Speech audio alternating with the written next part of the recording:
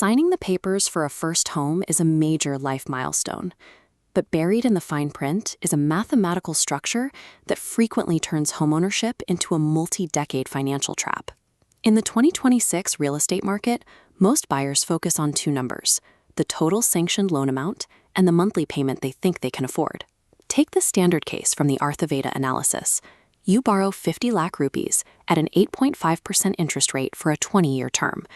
While you only borrowed 50 lakhs, the actual amount you hand over to the bank across those 2 decades totals 1.04 crores. The gap between those bars represents 54 lakhs in pure interest, money going to the lender rather than your property equity. Prioritizing the lowest possible monthly payment creates an illusion of affordability that masks the long-term erosion of your personal wealth. Many buyers justify this debt by looking at their debt-to-income, or DTI ratio, to see if they can manage the monthly cost. A common safety standard dictates that a home loan EMI should not consume more than 40% of your net monthly take-home pay. Because banks use this 40% threshold as their primary approval metric, receiving a loan sanction often gives borrowers a false sense of financial security. If you have to rely on a 20-year loan term just to stay under that 40% limit, that security is a mirage. You should use a calculator to test your finances against this limit, rather than using it to find the most comfortable monthly number. A loan that meets a bank's DTI formula qualifies for approval, but that does not mean the structure is designed to help you build wealth. To understand why 20-year loans are so expensive, you have to look at the mechanics of the amortization formula. Banks use a front-loading system, where early EMI payments go predominantly toward interest rather than reducing the principal balance. This chart shows the anatomy of your payments. The thin blue sliver represents the principal paid off in year 1, while the massive red block is interest. Across the first 7 years, this interest layer dominates. Your principal balance drops very slowly, leaving you with minimal equity. This structure ensures the bank extracts its profit in the first decade, while your ownership stake remains stagnant. If you sell or refinance in these early years, you haven't actually paid down the house. You have effectively paid the bank extensive rent for the right to live there. A mathematically efficient counter-strategy is to compress the loan tenure from 20 years down to 15.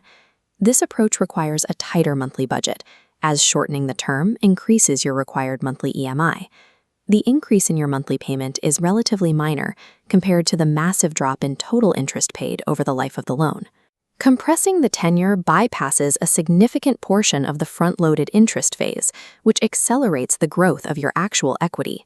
For those with discretionary income, the 15-year term provides a superior wealth-building structure compared to the standard 20-year default.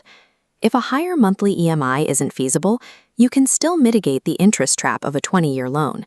You can make annual principal prepayments by directing workplace bonuses or incentives straight into the loan balance. Paying just one extra EMI per year, applied entirely to the principal, has a compounding effect on your debt. This single annual payment shaves nearly 5 years off a standard 20-year term, as shown by the steeper curve hitting 0 by year 15. Beyond repayment strategies, you must account for market volatility. In 2026, floating interest rates are heavily influenced by RBI repo rate cycles.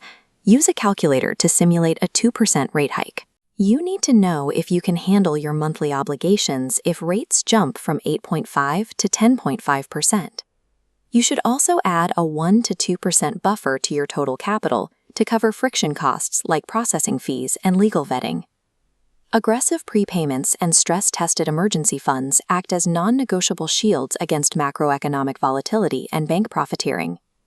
Before signing any final loan documents, you should finalize a concrete execution plan based on 3 specific steps. First, ensure your EMI stays below 40% of your take-home pay. Second, optimize your tenure by selecting a 15-year term for maximum interest savings.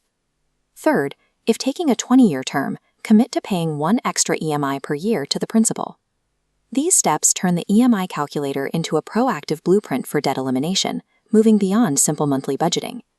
This aligns with the Arthveda philosophy: a house becomes an asset when you own the roof, not the bank. Precise financial data enables faster wealth creation. Mastering the math of your mortgage provides a direct route to absolute ownership.